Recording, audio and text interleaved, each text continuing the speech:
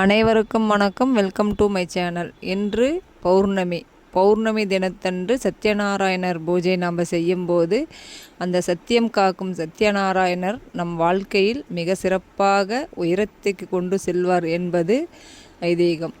அதற்கு ஒரு நாராயணருடைய படம் இருக்கணும். மகாலட்சுமி தாயாரோடைய சிலை இருந்தால் வச்சுக்கலாம், இல்லைனால் பரவாயில்ல.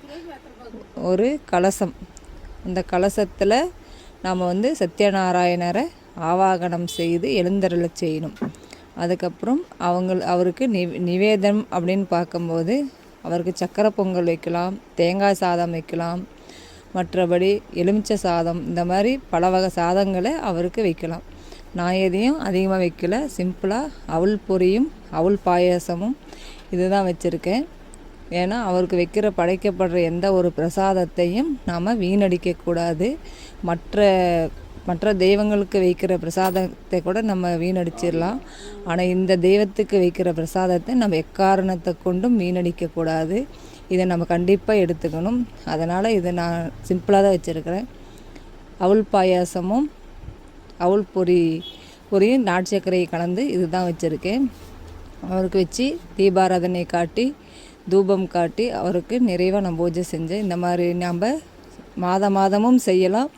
அப்படி மாதம் செய்ய முடியாதவர்கள் சித்ரா பௌர்ணமி அன்று ஒரு மாதமாவது, ஒரு வருடத்தில் ஒரு தடவையாவது இந்த மாதிரி நம்ம பூஜை செய்யும்போது சத்யநாராயணர் நம்மளுடைய சத்தியம் காத்து நமக்கு சத்தியமாக நம்மளுடைய வாழ்க்கையை மென்மேல வளர்ச்சிக்கு கொண்டு செல்வார் அப்படிங்கிறது ஐதீகம். அவரோட அத்தியாயங்களை நம்ம கண்டிப்பாக படிக்கணும். இந்த பூஜையின் போது அவரோட அத்தியாயங்களை நம்ம கண்டிப்பாக படிக்கணும். அப்படி படிக்க தெரியாதவர்கள் கூட நாம் டிவியில் கனெக்ட் பண்ணி விட்டு அவரோட அத்தியாயங்களை நாம் காதால் கேட்டுக்கிட்டே கூட இந்த பூஜையை நிறைவாக செய்யலாம். நானும் அது மாதிரி தான் செஞ்சேன். அப்புறம் அவருக்கு ஒரு பூக்களால் அர்ச்சனை செய்யணும். துளசி இருக்கிறது மிக சிறப்பு. துளசி எனக்கு அவ்வளோ கிடைக்கல, அதனால் ரோஜா பூவில் வச்சு தான் நான் அர்ச்சனை செஞ்சேன். துளசி கொஞ்சமாக தான் கிடச்சிச்சு. ஆனால் துளசி தான் மிக மிக முக்கியமானது சத்யநாராயணருக்கு. துளசியால் அர்ச்சனை செய்யும்போது அவர் நமக்கு அதை முழுமையாக ஏற்றுக்குவார். நான் இப்போ ரோஸால் தான் அர்ச்சனை செஞ்சேன்.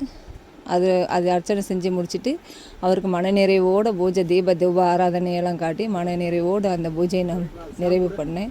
நீங்களும் இது போல் செய்யுங்க. கண்டிப்பாக சத்யநாராயணர் உங்களுடைய வாழ்க்கையிலும் மென்மேல உங்களை உயரச் செய்வார். நீங்கள் பெரிய செல்வந்தனாக